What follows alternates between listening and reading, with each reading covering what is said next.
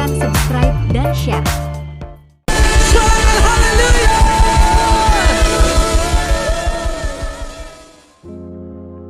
Kami mengucap syukur buat semua yang Tuhan sudah kerjakan dalam hidup kami. Bahkan untuk setiap hal-hal baik yang Tuhan akan terus kerjakan melalui hidup kami. Bapa, pagi hari ini berbicaralah buat kami. Tumpahkanlah isi hatimu. Ajarilah kami kebenaran firman-Mu dengan bahasa yang mudah dimengerti. Tolong hamba-Mu karena sungguh tanpa Engkau hamba tidak mampu. Menyerahkan setiap menit-menit ke depan ke dalam pimpinan Roh Kudus sepenuhnya. Beracaralah di tengah-tengah kami. Di dalam nama Yesus, umat yang siap diberkati Tuhan sama-sama kita katakan, Amen. Silakan duduk kembali. Shalom. Apa kabar? Tuhan baik. Amen.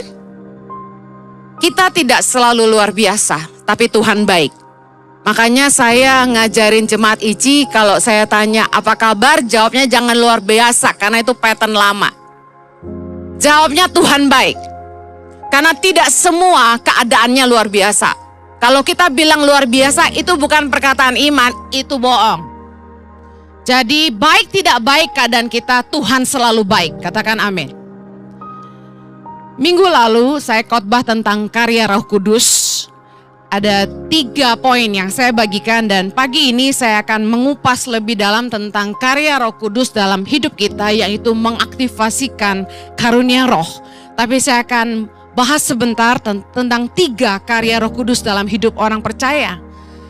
Yang pertama, karya Roh Kudus dalam hidup kita adalah pertobatan dan kelahiran baru. Roh Kuduslah yang menginsyafkan manusia akan dosa. Dalam Yohanes 16 ayat ke-8, Yesus berkata bahwa kalau Roh Kudus datang, Roh Kudus akan menginsyafkan dunia akan dosa, kebenaran, dan penghakiman. Saya percaya bahwa manusia di bumi ini butuh Roh Kudus, amin. Kejahatan makin banyak. Manusia mencintai dirinya sendiri, kata firman Tuhan. Yang kita dengar di berita, mengerikan bagaimana orang tuh bisa berbuat jahat sampai membunuh sesama, membunuh pasangan. Bahkan banyak pedofil yang mengabuse anak-anak kecil. Kita sebagai orang percaya semakin membutuhkan Roh Kudus untuk membimbing hidup kita. Dan karya Roh Kudus yang paling luar biasa dalam hidup manusia adalah menginsyafkan manusia akan dosa.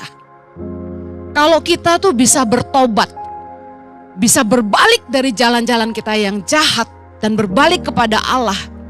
Bahkan kita bisa dicelikkan mata hati kita yang buta untuk menyadari betapa sia-sianya kita hidup. Semua itu karya Roh Kudus. Kita tidak bisa mengubah pasangan kita tidak bisa mengubah anak-anak kita tidak bisa maksa orang untuk percaya Yesus. Saya yakin Anda yang berdoa sekian lama supaya pasanganmu, keluargamu, orang tuamu, anak-anakmu mengenal Tuhan, lahir baru. Anda pasti paham apa yang saya bicarakan, bahwa pertobatan dan kelahiran baru adalah kasih karunia Tuhan.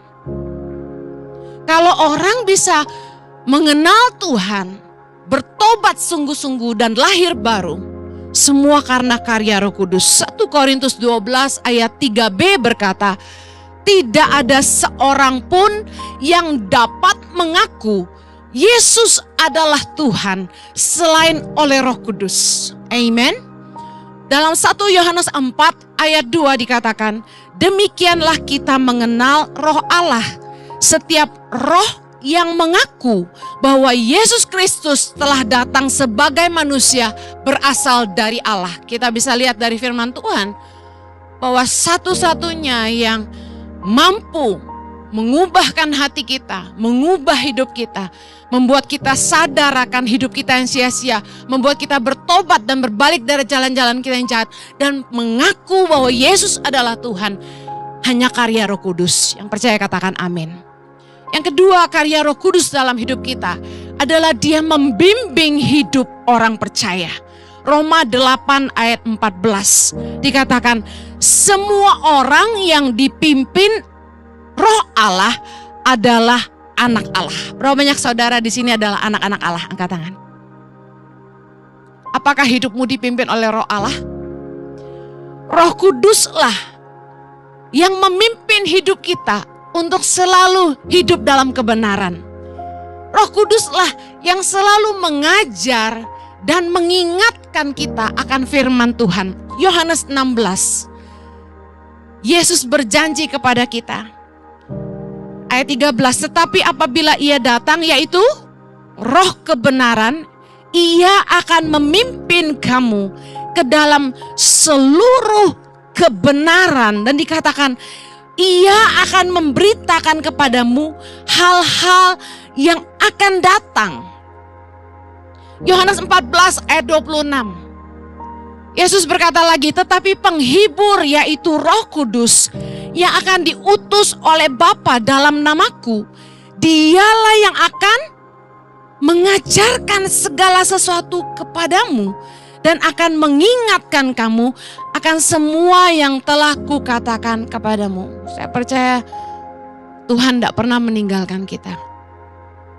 Yesus berjanji waktu dia terangkat ke surga, dia akan memberikan Roh Kudus, Roh penghibur, Roh kebenaran, penolong dalam hidup kita, yang akan senantiasa mengajar kita segala sesuatu.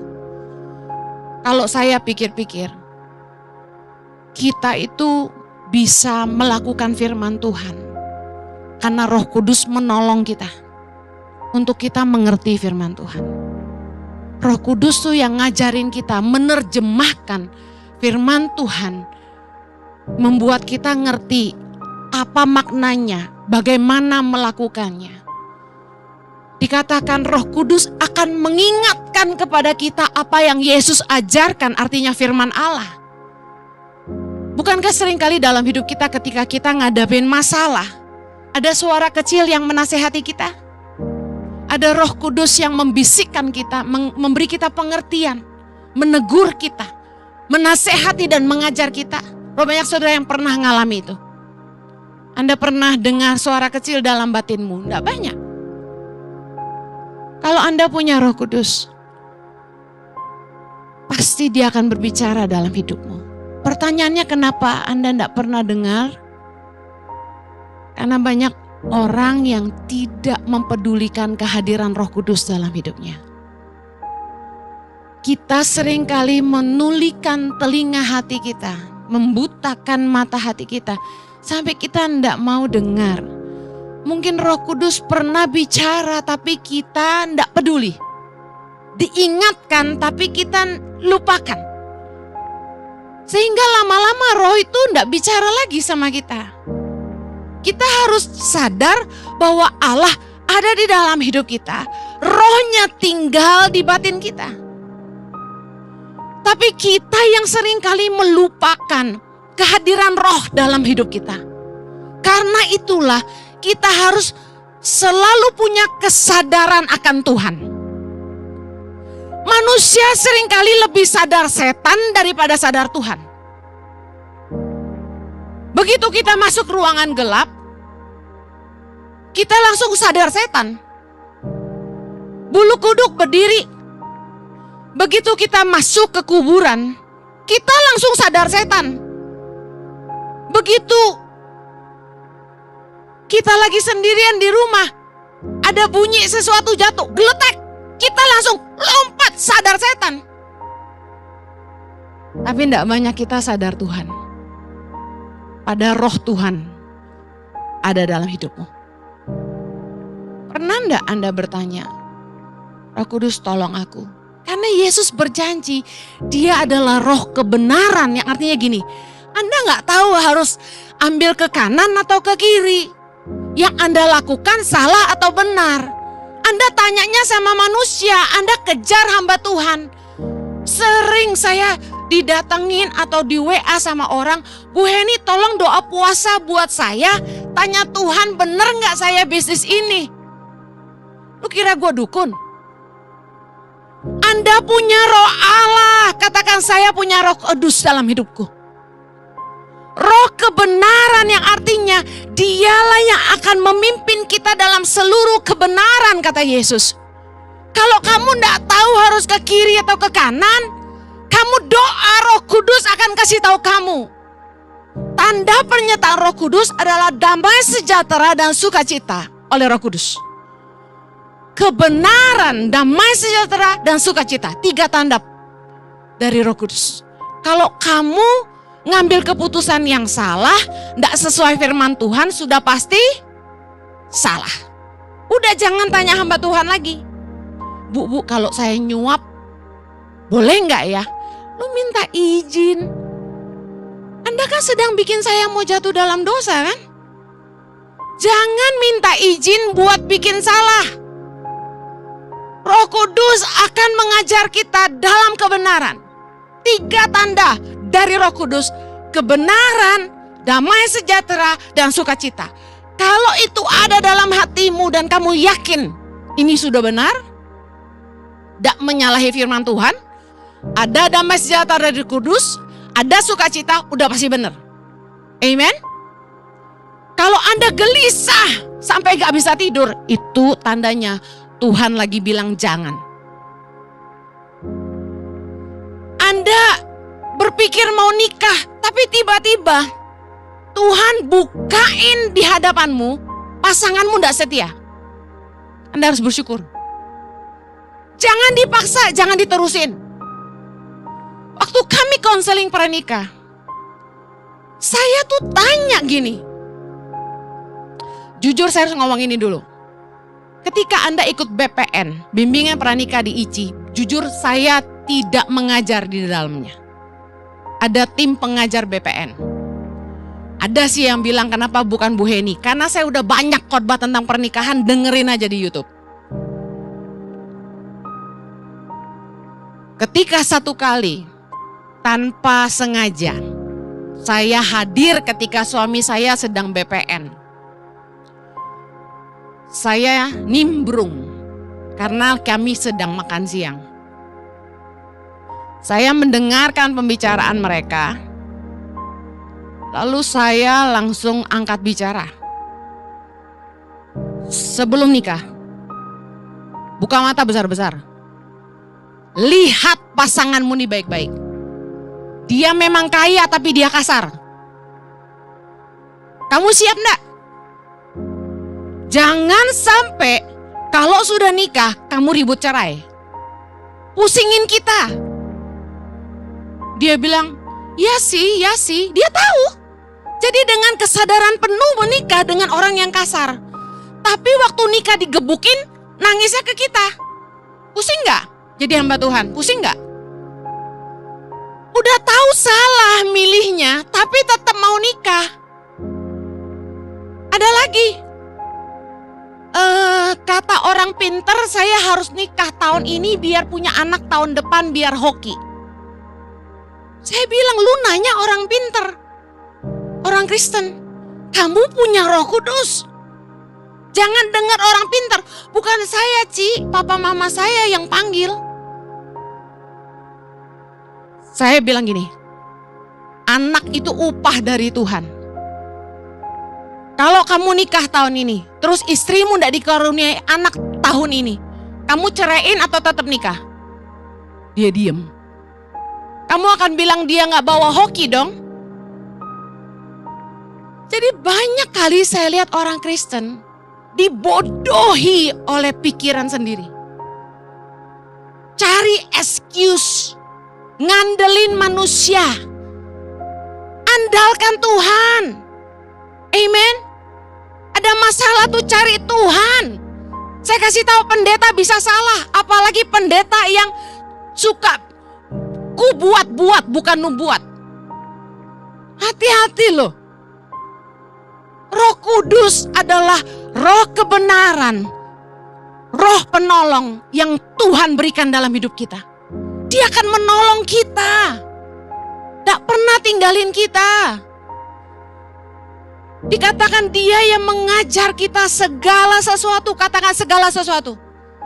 Apa masalahmu, dia sanggup mengajar kamu. Saya nih loh besar tanpa orang tua. Bagaimana hari ini saya bisa khotbah tentang nilai-nilai, value. bisa ngerti gimana memperlakukan orang. Roh Kudus itu penolong yang luar biasa. Saya tumbuh besar itu dengan Roh Kudus. Diajari Roh Kudus banyak hal. Melewati banyak masalah, penghinaan, perendahan, proses hidup, tekanan, kemiskinan, kekurangan. Roh Kudus menemani saya. Roh Kudus yang mengajar saya. Saya ditindas orang kaya, Roh Kudus menghibur saya. Dia roh penghibur. Saya kasih tahu ya.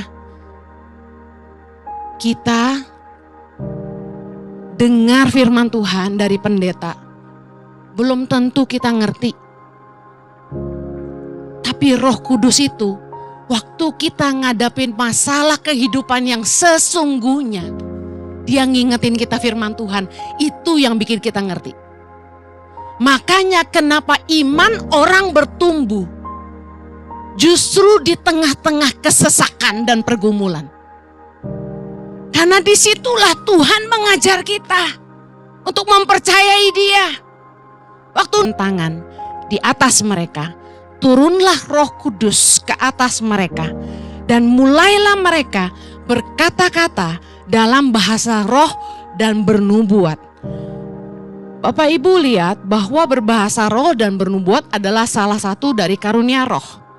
Dan ketika Rasul Paulus menumpangkan tangan atas orang-orang percaya, ketika Roh Kudus turun, mulailah karunia roh itu diaktifasi.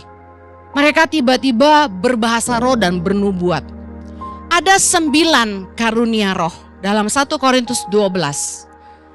Mari belajar. Ada 9 karunia roh dalam 1 Korintus 12 ayat 8 sampai 11. Kita baca sama-sama. Sebab kepada yang seorang roh memberikan karunia untuk berkata-kata dengan hikmat, dan kepada yang lain roh yang sama memberikan karunia berkata-kata dengan pengetahuan. Ayat 9, kepada yang seorang roh yang sama memberikan iman, dan kepada yang lain ia memberikan karunia untuk menyembuhkan. Ayat 10, kepada yang seorang roh memberikan kuasa untuk mengadakan mujizat, dan kepada yang lain ia memberikan karunia untuk bernubuat, dan kepada yang lain lagi ia memberikan karunia untuk membedakan bermacam-macam roh. Kepada yang seorang ia memberikan karunia untuk berkata-kata dengan bahasa roh, dan kepada yang lain ia memberikan karunia untuk menafsirkan bahasa roh itu. Ayat 11. Tetapi semuanya ini dikerjakan oleh roh yang satu dan yang sama, yang memberikan karunia kepada tiap-tiap orang secara khusus seperti yang dikehendakinya. Perhatikan, yang mengerjakannya adalah Roh Allah.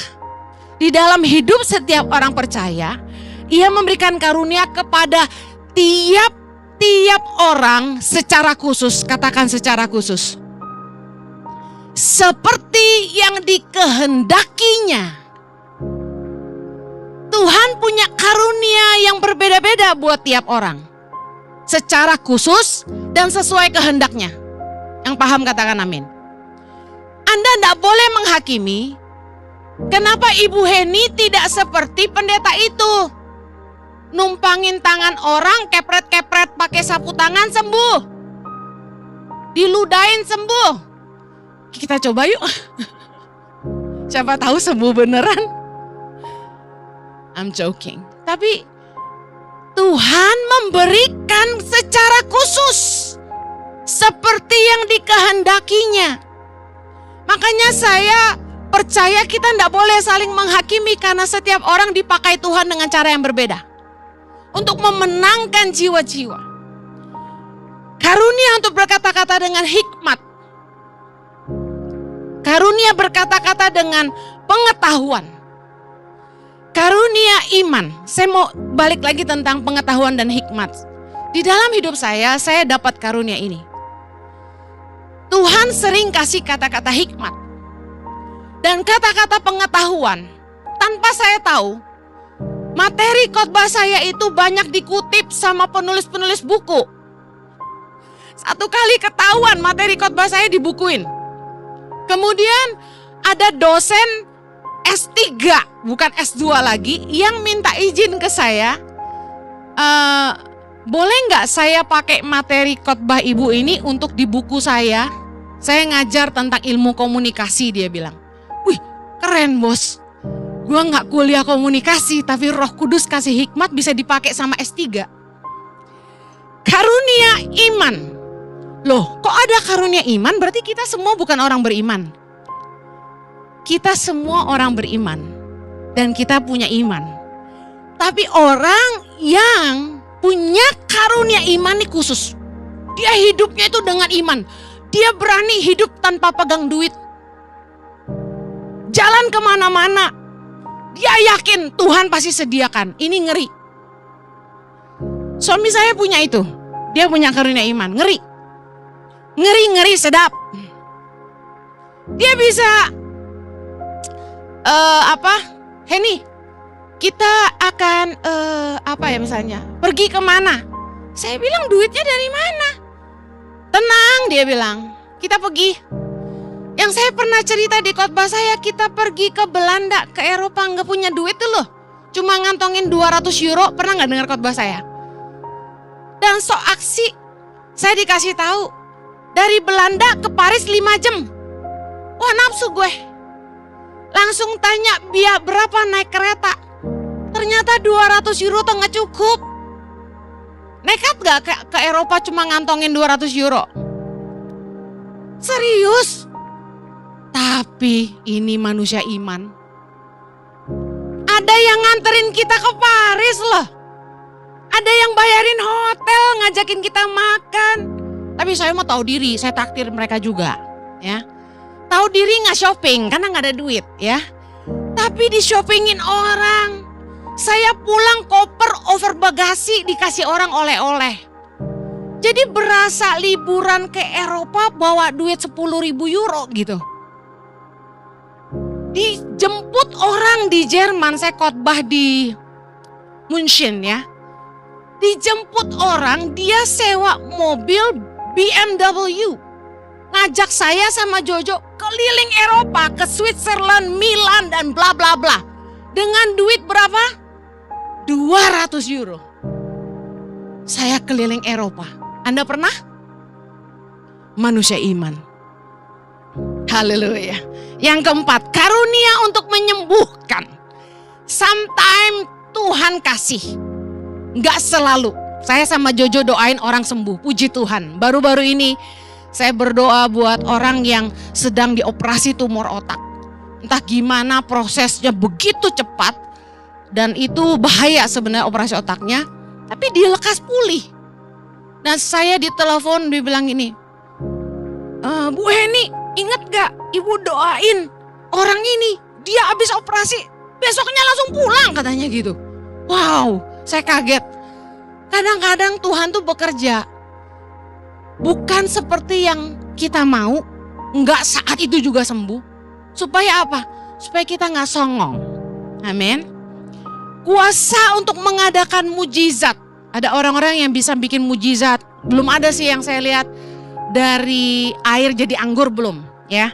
Laut terbelah belum juga, ya. Tapi saya sama Jojo ngalami hidup dalam mujizat Tuhan. Bahwa setiap hari kami bisa ngasih makan 7.500 anak-anak Indonesia. Amin. Haleluya. Kemudian karunia untuk bernubuat. Kemudian karunia untuk membedakan bermacam-macam roh. Jadi begitu orang datang ketemu kita punya discernment spirit. Kita tahu orang ini datang dengan hati yang murni atau enggak. Roh serakah atau enggak. Kita bisa lihat orang ini motivasinya tulus atau enggak. Kemudian karunia untuk berkata-kata dengan bahasa roh. Karunia untuk menafsirkan bahasa roh. Nah ini yang jarang sekali. Oke. Apa tujuan Tuhan memberikan karunia roh kepada orang percaya? Ini jauh lebih penting menurut saya. Kita ngerti tujuannya daripada sekedar mempunyai karunia roh itu. Yang pertama, karunia roh diberikan kepada orang percaya untuk menguatkan iman jemaat dan untuk melengkapi pelayanan tubuh Kristus. Waktu kita pengen memenangkan jiwa-jiwa, ada jenis-jenis pelayanan yang dibutuhkan. Pertama, kesembuhan. Ada gereja yang dipakai untuk baptis. Ada orang yang gereja yang dipakai buat menginjil. Tapi setelah mereka dimenangkan, mereka harus dimuridkan. Makanya ada gereja yang dipakai Tuhan dalam pengajaran, bisa paham ya? Ada pendeta-pendeta yang dipakai untuk menguatkan. Jadi segala karunia roh itu dibutuhkan untuk menguatkan iman jemaat. Mungkin ada jemaat yang datang ke gereja hari itu sedang lemah dan putus asa. Lalu Tuhan mengaruniakan roh nubuatan kepada hamba Tuhan itu untuk berbicara sama dia. Kemudian melengkapi pelayanan tubuh Kristus. Jadi kita perlu karunia roh di dalam pelayanan. Itu tujuannya. Nah, yang penting adalah gini. Tetapi kepada tiap-tiap orang dikaruniakan pernyataan roh untuk kepentingan bersama, kata firman Tuhan. Bisa ditampilkan ayatnya. 1 Korintus 12. Ayat 4 berkata, ada rupa-rupa karunia tetapi satu roh, dan ada rupa-rupa pelayanan tetapi satu Tuhan, dan ada berbagai-bagai perbuatan ajaib, tetapi Allah adalah satu yang mengerjakannya semuanya dalam semua orang. Siapa yang mengerjakan? Allah. Tetapi kepada tiap-tiap orang dikaruniakan pernyataan roh untuk apa? Kepentingan bersama. Karunia roh itu yang mengerjakannya Tuhan. Tujuannya kepentingan bersama. Belajar ini. Jangan kagum sama hamba Tuhannya. Karena hamba Tuhan itu cuma dipakai Tuhan jadi alat. Yang mengerjakannya siapa? Tuhan. Tuhanlah yang mengerjakannya dalam semua orang. Untuk kepentingan bersama. Artinya karunia roh itu harus dipakai untuk membangun jemaat. Yang kedua, tujuan Tuhan mengurapi orang-orang percaya dengan Roh Kudus adalah supaya hidup kita menjadi saksi Kristus dan membawa jiwa-jiwa kepada Tuhan. Kita lihat sama-sama Kisah Rasul 11 ayat 24. Baca sama-sama saya. Karena Barnabas adalah orang baik, penuh dengan Roh Kudus dan iman, sejumlah orang dibawa kepada Tuhan. Lihat, tujuan Tuhan mengurapi orang percaya dengan karunia roh adalah supaya hidup mereka jadi saksi dan membawa jiwa-jiwa kepada Tuhan. Karisma harus disertai dengan karakter. Pengurapan, pemakaian Tuhan harus disertai dengan karakter ilahi. Orang-orang yang diurapi Tuhan tidak boleh tinggi hati. Pemakaian Tuhan dalam hidup kita tidak boleh membuat kita sombong dan merasa hebat. Karena lihat, Barnabas adalah orang baik, penuh dengan Roh Kudus dan iman. Dia bukan hanya penuh Roh Kudus dan iman, dia dikatakan orang baik. Banyak orang diberi Tuhan karunia roh, dipakai Tuhan luar biasa, tapi dia tidak baik. Pemakaian Tuhan, pengurapannya harus seimbang dengan karakter. Kita harus rendah hati ketika Tuhan pakai kita, supaya kita bisa jadi saksi. Orang yang diurapi tujuannya dia harus jadi saksi. Tapi seringkali hamba-hamba Tuhan yang dipakai Tuhan, hidupnya tidak jadi saksi. Karena mereka tidak mawas diri, tapi malah tinggi hati. Pengurapan Tuhan banyak disalahgunakan untuk mencari kekayaan dan membangun ketenaran. Pengurapan Tuhan sekali lagi harus disertai dengan karakter ilahi. Semakin kita dipakai Tuhan, harusnya kita semakin rendah hati dan baik hati. Supaya hidup kita ini jadi saksi. Katakan amin. Kisah Rasul 1 ayat 8 berkata, kamu akan menerima kuasa kalau Roh Kudus turun ke atas kamu dan kamu akan menjadi saksiku, kata Yesus. Tujuan kuasa Roh Kudus diberikan adalah supaya kita jadi saksi. Katakan sama-sama, saya diurapi supaya saya jadi saksi. Karunia Roh Kuduslah yang memampukan hidup kita jadi saksi. Bukan untuk sok-sokan, supaya kita bisa membawa jiwa-jiwa kepada Tuhan. Amen. Tujuan pengurapan Roh Kudus sekali lagi, karunia Roh memampukan kita untuk jadi saksi, supaya kita bisa membawa jiwa-jiwa kepada Tuhan. Yang terakhir, pengurapan Roh Kudus juga memberi kita keberanian untuk memberitakan Injil. Kisah Rasul 4 ayat 31. Kita baca sama-sama. Dan ketika mereka sedang berdoa, goyanglah tempat mereka berkumpul itu, dan mereka semua penuh dengan Roh Kudus. Lalu mereka memberitakan firman Allah dengan berani. Kalau Roh Tuhan ada pada kita, kita harusnya bersaksi. Kita punya keberanian untuk memberitakan tentang Tuhan. Saksi Kristus harus berani memberitakan tentang Kristus. Katakan amin. Ingat, Yesus berkata, barang siapa malu mengakui aku di hadapan manusia, aku juga tidak akan mengakui dia di hadapan Allah. Sebagai saksi Kristus, apakah Anda pernah bersaksi tentang Kristus kepada orang-orang yang tidak percaya? Lukas 4 ayat 18, Yesus berkata, baca sama-sama, Roh Tuhan ada padaku, oleh sebab Ia telah mengurapi aku untuk menyampaikan kabar baik kepada orang-orang miskin, dan Ia telah mengutus aku untuk memberitakan pembebasan kepada orang-orang tawanan dan penglihatan bagi orang-orang buta, untuk membebaskan orang-orang yang tertindas, untuk memberitakan tahun rahmat Tuhan telah datang. Sebagai saksi Kristus, pengurapan Tuhan adalah sebuah keberanian untuk kita memberitakan tentang Kristus dan Injil pertobatan.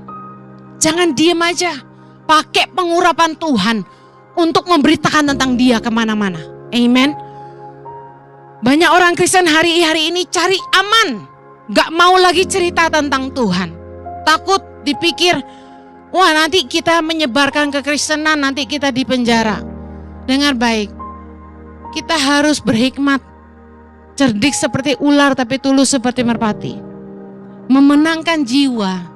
Yang paling penting adalah membangun hubungan. Orang tidak bisa dimenangkan tanpa hubungan. Anda ketemu orang di tengah jalan dan Anda bilang gini, percayalah kepada Kristus. Orang tidak akan percaya. Orang hanya akan percaya lewat hubungan. Yang kedua, orang akan menjadi percaya ketika melihat hidupmu jadi kesaksian. Katakan amin. Kalau kamu jahat sama pembantumu, bagaimana mau menangin dia buat Tuhan? Saya senang banget di ICI ini. Hampir tiap minggu ada suster-suster dan pembantu-pembantu rumah tangga, sampai supir-supir yang diajak foto sama saya. Mereka selalu cerita, Bu Heni, ini suster saya ngefans sama Ibu Heni. Ini pembantu saya tiap hari dengar khotbah Bu Heni. Ini supir saya seneng. Jadi satu kali saya ketemuan sama orang, supirnya datang ke restoran untuk nganterin barang.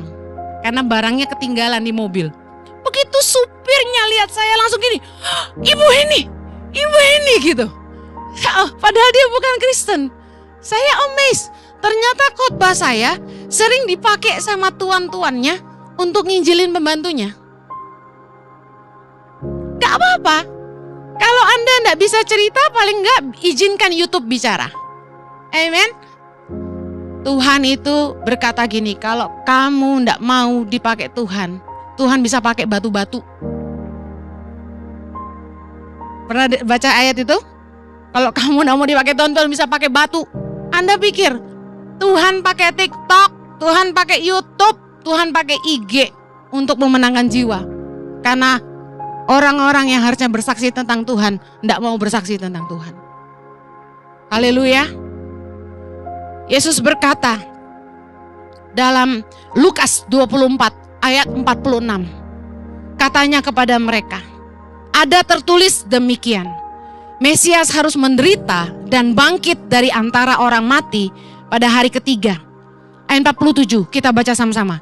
Dan lagi, dalam namanya berita tentang pertobatan dan pengampunan dosa harus disampaikan kepada segala bangsa mulai dari Yerusalem. Ayat 48, kamu adalah saksi dari semuanya ini. Lihat, apa tugas saksi kata Yesus? Yesus berkata tugas saksi adalah dalam nama Yesus berita tentang pertobatan dan pengampunan dosa harus disampaikan kepada segala bangsa. Ayo anak-anak Tuhan, tidak boleh diam aja. Beritakan tentang Kristus. Injil pertobatan simply berkata gini, semerah apapun dosamu, Tuhan sanggup putihkan seperti salju. Separah apapun masa lalumu, Tuhan sanggup mengampuni kamu. Injil pertobatan bahwa Tuhan itu pemurah dan Dia mengasihi kita. Dia mengaruniakan anaknya yang tunggal untuk menebus dosa-dosa kita. Amen. Kisah Rasul 20 ayat 21, Rasul Paulus berkata begini, aku senantiasa bersaksi kepada orang-orang Yahudi dan orang-orang Yunani supaya ini mereka bertobat kepada Allah dan percaya kepada Tuhan kita Yesus Kristus. Anda rindu enggak? Lihat orang-orang yang hidup dalam kesia-siaan, hidup dalam kegelapan, dalam dosa.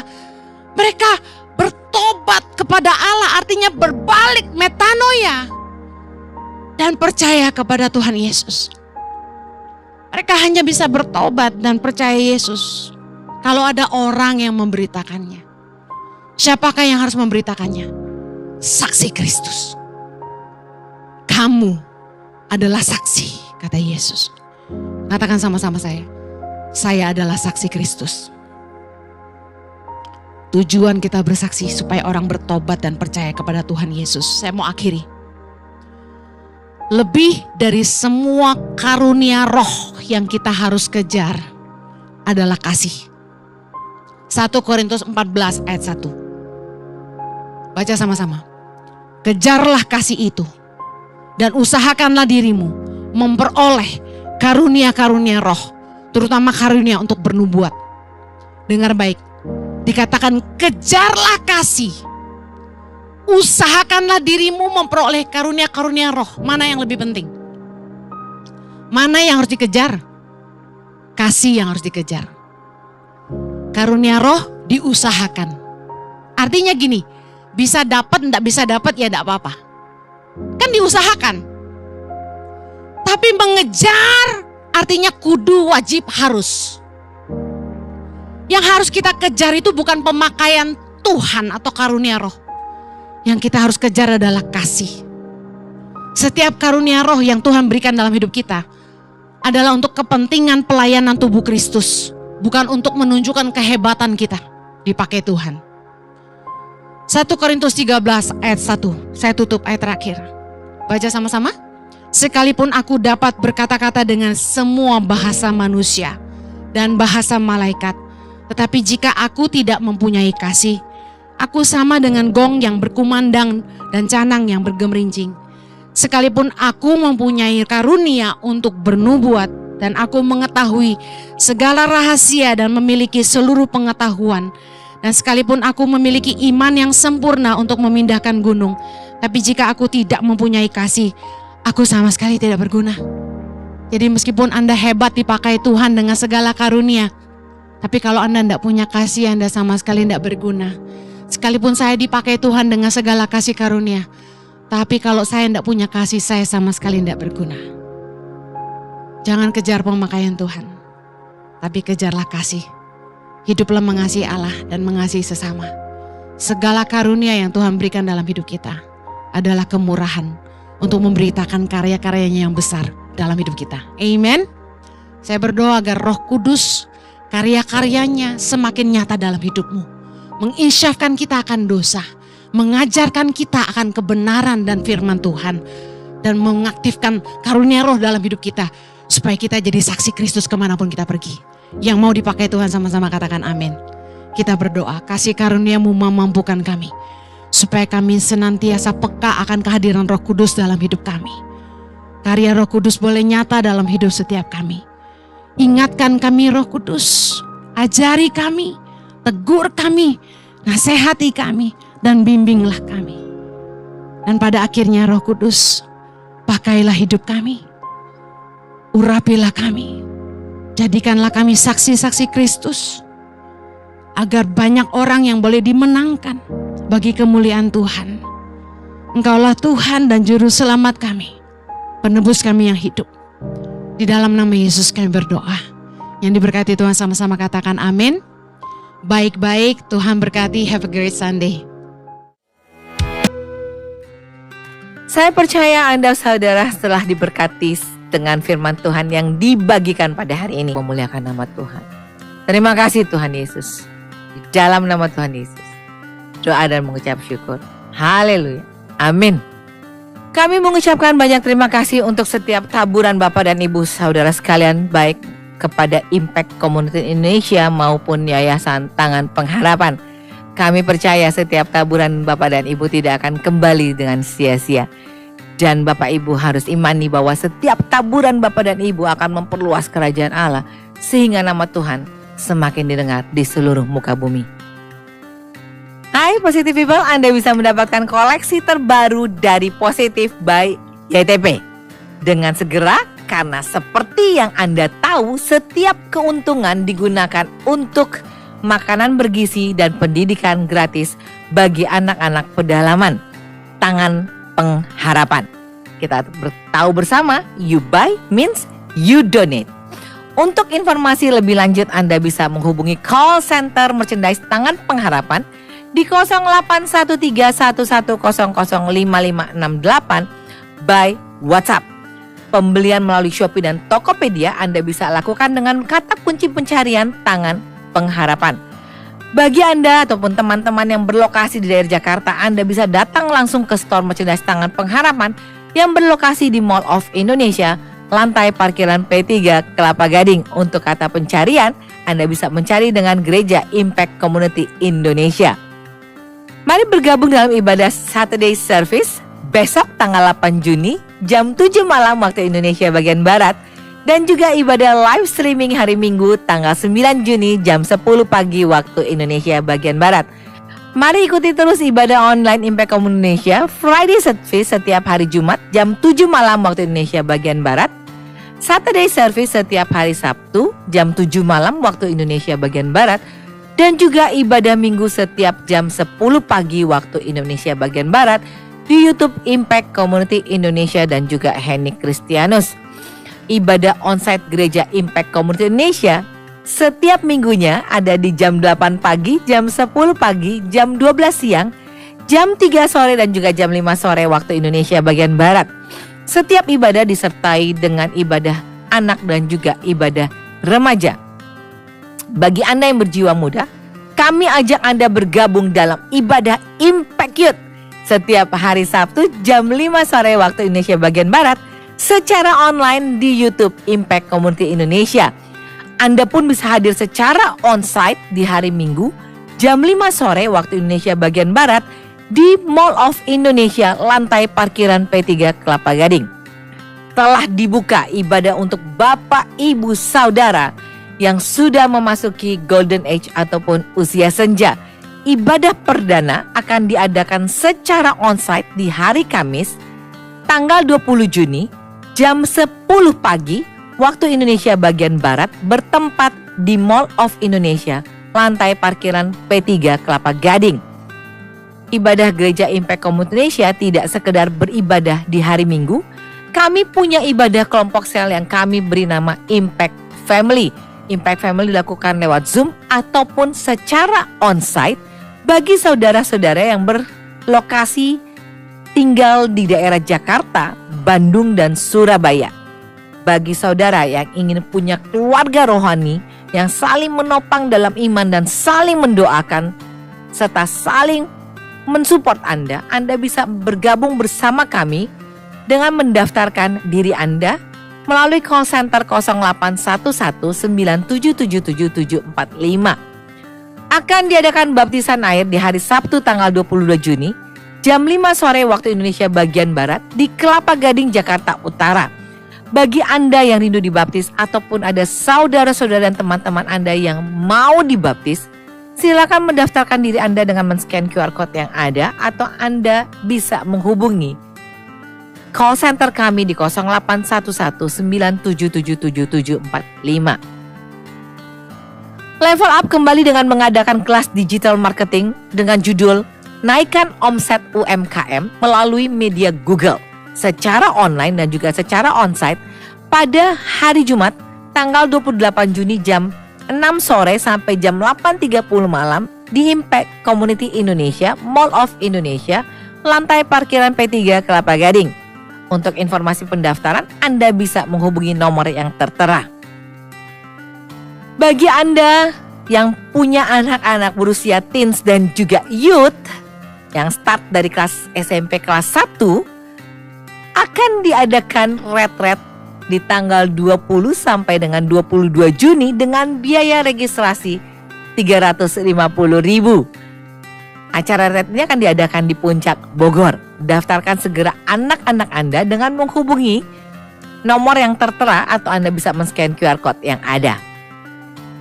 Kami mengajak Bapak Ibu Saudara sekalian untuk mendownload ICI aplikasi dan mendapatkan kabar update terbaru mengenai Impact Community Indonesia dan segala kegiatannya. Untuk kata pencarian, Anda bisa mencari dengan kata pencarian ICI Mobile pada mobile phone Android maupun iOS Anda. Dan juga jangan lupa untuk follow semua media sosial Impact Community Indonesia. Mari kita akan satukan hati kita untuk mengakhiri ibadah hari ini. Kita akan berdoa bersama-sama. Mari kita berdoa. Bapa, kami mengucap syukur dan berterima kasih. Terima kasih untuk berkat-berkat-Mu Tuhan di hari ini maupun di hari-hari sebelumnya. Terima kasih untuk penyertaan Tuhan, kasih karya Tuhan untuk setiap umat-Mu dimanapun mereka berada. Bapa, kami percaya setiap firman yang dibagikan Tuhan akan merema dalam kehidupan setiap anak-anak-Mu dimanapun mereka berada. Sehingga kehidupan mereka boleh menjadi dampak Tuhan. Kami percaya melalui firman yang dibagikan, iman mereka dibangun lagi Tuhan. Melalui firman yang dibagikan, mereka mendapatkan jawaban dari keraguan-raguan mereka. Melalui firman yang dibagikan, mereka boleh gangguan dengan ginjal mereka. Mereka yang punya gangguan dengan jantung mereka. Apapun sakit penyakit mereka, hamba percaya Tuhani mereka. Biarlah di waktu-waktu sakit mereka ini, mereka boleh beristirahat dan mereka pakai waktu mereka untuk bersekutu dengan Tuhan. Mereka semakin mengenal Tuhan. Terima kasih Bapak. Bapak hamba juga berdoa untuk mereka yang saat ini Tuhan sedang berbeban berat dengan semua hutang piutang yang mereka hadapi.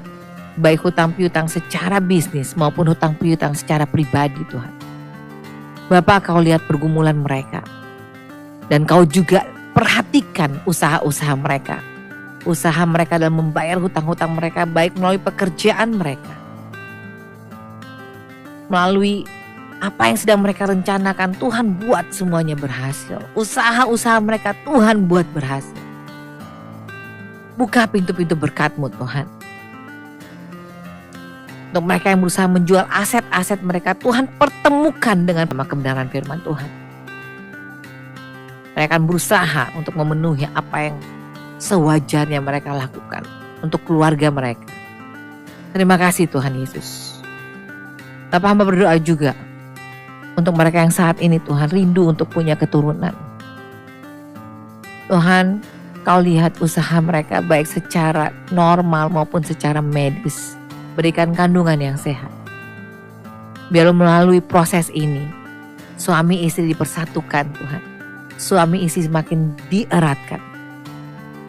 Sehingga waktu Tuhanlah yang terbaik untuk mereka menerima keturunan ilahi. Terima kasih Bapa. Bapa, untuk mereka yang saat ini Tuhan sedang merindukan pekerjaan. Tuhan, berikan pekerjaan yang sesuai dengan bakat dan pengetahuan mereka. Sesuai dengan talenta mereka. Sehingga di saat mereka bekerja, mereka bukan menjadi batu sandungan. Tapi mereka boleh menjadi berkat. Baik jadi teman kerja mereka Tuhan, begitu juga untuk pimpinan mereka. Terima kasih Bapak. Bapak, kami juga mau berdoa untuk bangsa Indonesia. Bangsa Indonesia di hati Tuhan. Bangsa Indonesia dalam perkenanan Tuhan. Terima kasih Bapak untuk pemimpin yang sudah terpilih. Kami percaya pemimpin yang terpilih adalah pemimpin yang takut akan Tuhan.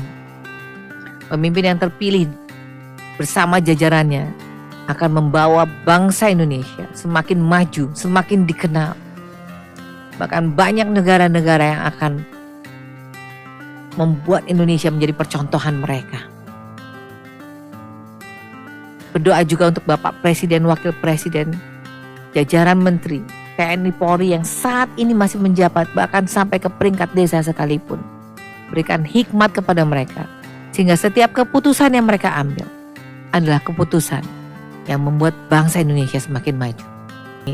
Siap Tuhan untuk menerima berkat-Mu. Kekasih-kekasih Tuhan, mari angkat kedua tanganmu dan terimalah berkat Tuhan. Kasih akan dibuatnya berhasil. Mengangkat kau naik dan tidak turun, bahkan memperluas kapasitasmu. Mulai dari hari ini sampai Maranatha Tuhan Yesus datang kembali. Dan nama kita tertulis dalam buku kehidupan. Kita yang percaya sama-sama katakan, amin. Terima kasih sudah mengikuti ibadah online Friday Service hari ini. Sampai bertemu di ibadah berikutnya. Tuhan Yesus memberkati.